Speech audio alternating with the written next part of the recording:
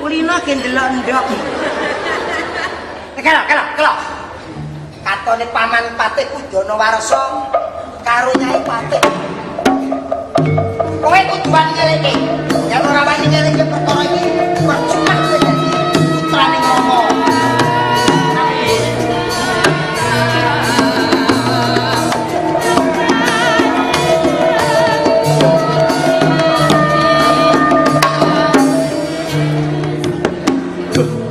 Lah anak Mas Pandi.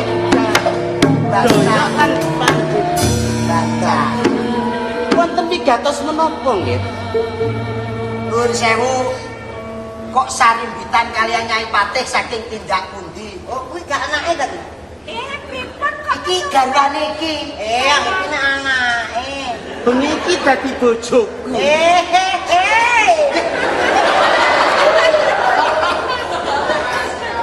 Nuwun sewu, panjenengan tindak saking pundi niku wau? Ngaten lho, Nak Mas. Nggih. Kula menika wau kalian Kanjeng Bibi menika nembe mawon dipun timbali kalian Kanjeng. Ngersanipun Rama Luhur. timbalan Ngersa dalem. Ngadukanan dening ngersa dalem ing Jenggala. Jenggala, nggih. Ing pangandikanipun ngersa dalem kula menika dipun dakwa ngingah sawung. Yo. Kowe iki ngopo? Ah, kuwi srup ya. Dianggep nyingu jago. Jago Nggih. wonten ing dalem kapatan. Nah, niki ngaten. Paman Patih Kudana Warsa kalian Nyai Patih. Kula kalian si lekok mangserat niki. Ora sampe mangserat ya cemet ngono. Kalian kadang kula Dayak menika merepeki kepanggihan wonten regal kepatihan menika badhe matur. Kula dipun tugasaken Rama ngendikane asmara bangun saben dinten cumandhok wonten kepatihan. Napa saestu? Menika dapur kleresan. Urusan aku orangnya sing ngurus. Perkara gawe Rama iki lho. Lah ki terus piye? Bokso. Lajeng kepripun? Kepripun apane? Kedadosan kados mekaten penyen tumindak kan. Piye deh? Terus aku wis ngomong lho. Piye? Aku sing ora iso kata-katane. Menawi asmara bangun katon mriki panjenenganipun damel kalian Rama Luhur ngurungi jago nggih kadang kula asmara bangun Nggih, leres. ngendikanipun sinisian kalian Anggreni kalian Angesti. Leres. Nah niki wonten menapa? teges panjenengan dinten samangke kepengin sanget duwe mantu Pangeran Pati. Anake wedok Ngesti karo Ngreni disoroh-sorohake supaya minta perlindungan. Aku basah lho. Ngomongnya laneng speaker ini lho. Pripun? Menika Gusti Pak. Ngaten anak Mas Panji kancak lan Panji. Apa cedak-cedak? Cedak apa? Panjenengan saged ngendika ingkang kados mekaten liripun kados pundi? Lah menika asmara bangun omong bendina kok seneng karo anake payu ndra. Anakmu yo elek pacun. Sampean kok. Iya. Ya. Duwe tumindak kang kaya mangkono kok kaya ayu-ayu anakmu. Anak kula niku nggih pancen ayu lho. Ya durung karuan aku wis tau maca. Gak salah nang memorandum mbombo kae. Pripun aku? Bocah elek. Kaya untune sak genteng-genteng. Untune sak genteng. Wasipun ndak. Paman Patih Kudana Warsa kalian Nyai Patih. Asmara bangun kedah netepi wajib sowan praja kedah dipun pisahaken kalian Ngreni Ngesti. Anak Mas Bancak lan anak Mas Pong. Nggih. Kula menika jejeripun tiyang sepuh. Nggih. Kula ugi sampun nglampahi dados klarinet. Kula menika gadah griya dipun tamoni. Nggih. Lajeng tamunipun menika anak Angger Panji Asmara. Salah ya adikmu kuwi. Ngapa? Ngapa bocah enom ya pencanom bener Pak. Nah. Leres. Iki lho golon iki. Aku golek dewa. Kowe iki kudu iso ngelekake pamanku Danawarsa kuwi. Nggih, sampeyan nggih kudu iso ngelekake anak-anake aja kok terus tumindahe kaya Lajeng kados pundi anggen ngelekaken. pamane. Kentekan swara. Omong calon. Kedah dipun emutaken kudu pisah antarané Ngreni karo Panji Asmara. Omong. Omong. Sejatosipun tiyang sepakat sedaten nuwun sewu menika kok kula nyalahaken yen mboten nanging ingkang lepat nggih menyang kalih. Sebab anak menika napa jan tiyang sepakat yang mampu gawe saya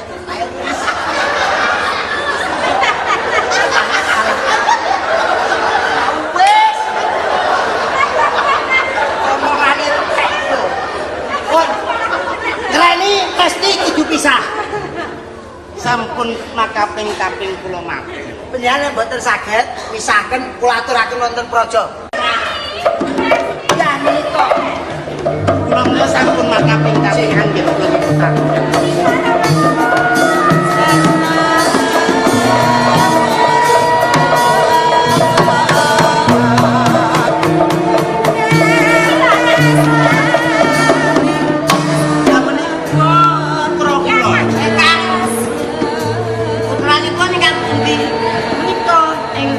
Kalian ingkang Dun. Sampeyan sinten? Nggih. Anak ibuke. sing putrane sing nikah napa sing menika ingkang abdinipun putra-putra kekalih menika ingkang matus. tibake putrane kalih niki. Nggih. Awan nggih. Aku njaluk banyu aku. Apa njaluk banyu? Ngapa? Nyak jere elek. Aku ora ngatasi aku. Jere elek. Aku kudu sembako. Jere elek. Umpama. Lah iki ya. Ya ora masalah. Ingkang agemanipun warni biru Nggih. menika sinten? Menika ingkang menika sinten? Hei.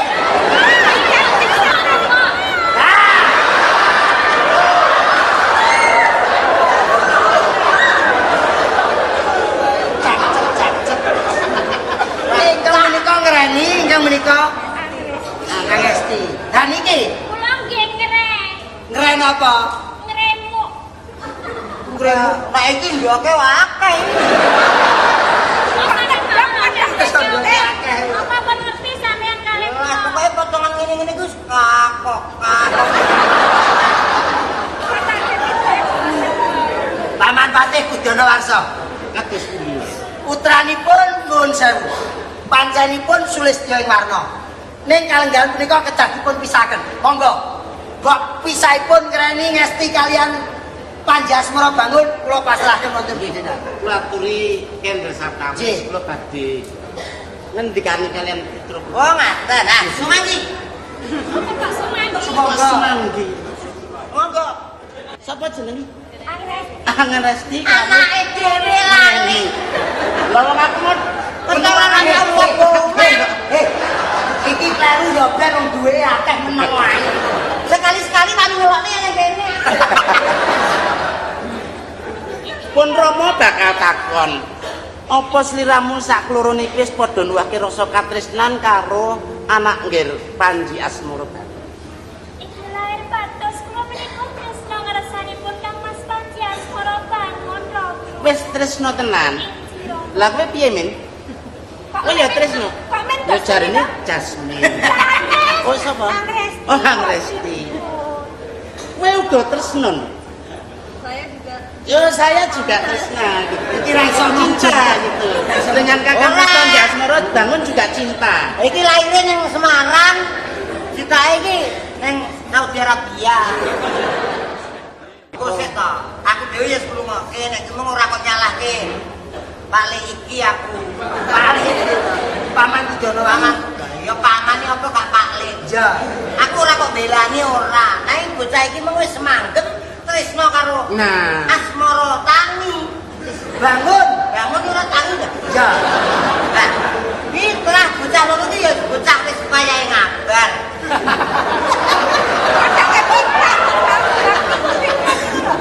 Monggo. Yen pun Rama duwe kekudangan. Apa jeneng sira kuwi ya tegel. Yen kamuktenmu kuwi ancik-ancik. Kowe lungguh ngisor enek sing ngalok. Lah kae patihe nggawa kucing jenenge.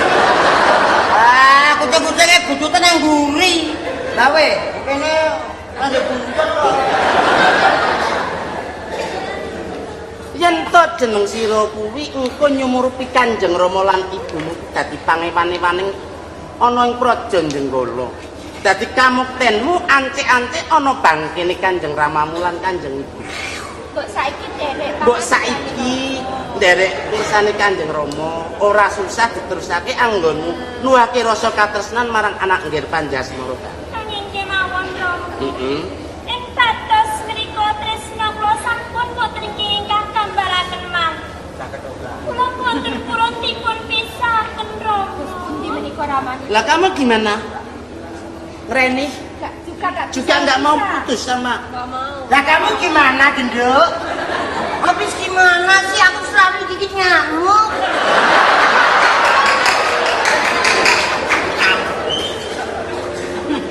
Ya, Guyu mboke.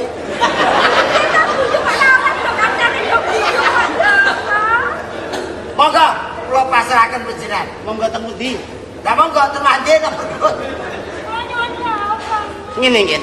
Yen pancen kowe ora gelem ngrungokake pangandikane Kanjeng Rama, apa kuwi ya pancen tega mateni marang kowe cak bocah sak klorone. Sampun ramane Gusti Paten. Pateni ae nek ora kena pisah. Aga. Tinimbang aku dadi pangewan-ewan ana ing Jenggala, luwih apik aku ra kagungan putra kowe sak klorone. Pancen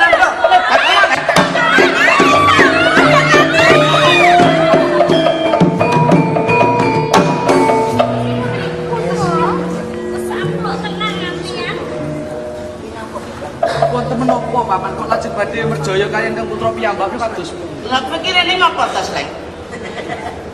kula menika namung badhe nyuwun dawuh panjenengan kok mentolo badhe mejahi kaliyan Kang Putra. Macane ora kono muntal gogore lho. Lah menika Lah tak paten-paten ono enggak anakku dhewe. Masih anak oh kene bocah kaya ngene-ngene arep mbok paten aku ora nrimake aku. Sebab Ini dadi apa? Ini dadi apa? Aku bingung. Iki ngapa to sleng-sleng.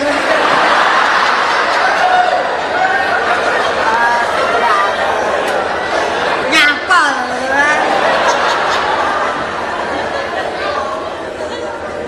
nyuwun pangapunten paman Udana Warsa sekalian Bibi wonten menapa panjenengan kok lajeng badhe merjaya Kang Putra piyambak menika wonten perkawis menapa? ngaku menawi kula menika kedah dipun hukum gantung kalian garwa kula. Dados pangewan-ewanipun sedaya para kawula ing Jenggala. Ngantek kala kados pundi? Apa? Ngantek dihukum gantung aku nang isore. Terus apa? Jelas tahu dong. Ya ini apa tuh sleng?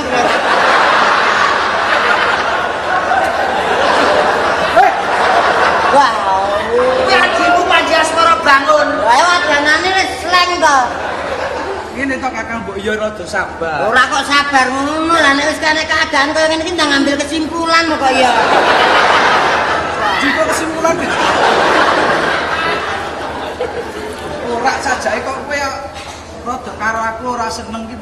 Ora seneng. Ha mestine iki sapa ditepungke. Ora kok terus lho ngono. Kowe pengen tepung karo Kyai loro. Ora usah. Kudu pisah. Tegas. Kudu pisah kowe. Sampun apenan. Kakang bancak kelawan Kakang. Ya. Perkara bab pisah aku kelawan Heeh. putri loro iki Heeh. ketemu Keri. Iya. Ning bab perkara iki aku arep matur karo paman. Monggo. Mekaten paman. Perkawis menika kula ingkang tanggung jawab. Wonten dukanipun Kanjeng Rama kula ingkang tanggung jawab panjenengan mboten sah perlu ngerbak perkawis menika. Menawi wonten dukanipun Rama kula ingkang tanggung jawab.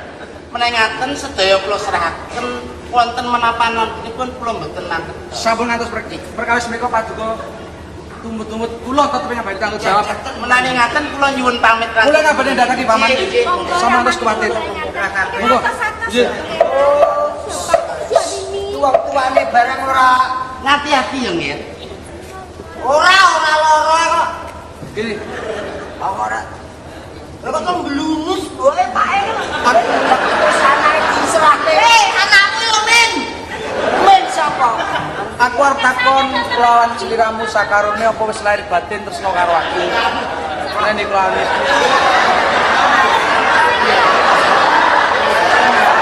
ora aku lahir batin. Bangun. Ngun. Nyopol. Warsena slang nek roh cahayu pancen iso. Ini lho Le. Adikku di bocah bagus. Sira iku besok ratu tanah Jawa. Saora-orane tenan aku wis lahir batin. Bangun. Nek tanggung jawab aku. Kaploken. Lahir batin. Kowe kudu eling. Gon. Kowe iki calon ratu. Nyapa lho? Ngun. Iki lho apa jantepe ngono. Kowe eling lho. Ngun. Pas bangun. Sopo sing men? Dari Ganggu bae. Ora perasaan. Ora perasaan. Oleh wong ora perasaan ya, Mas ya. Hei. Tanggung jawab.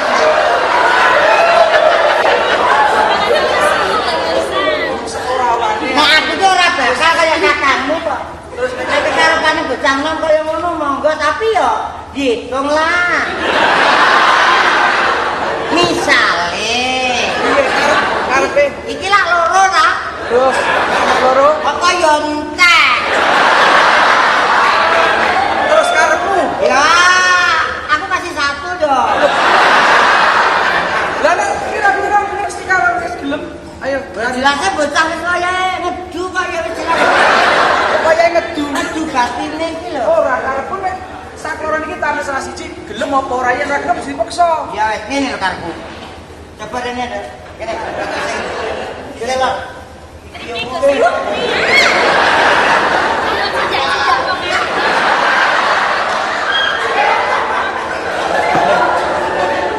Karepku ngene lho, api-apian.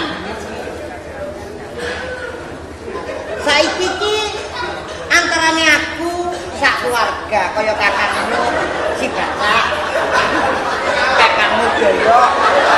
Iki kabeh kuwi duwe tugas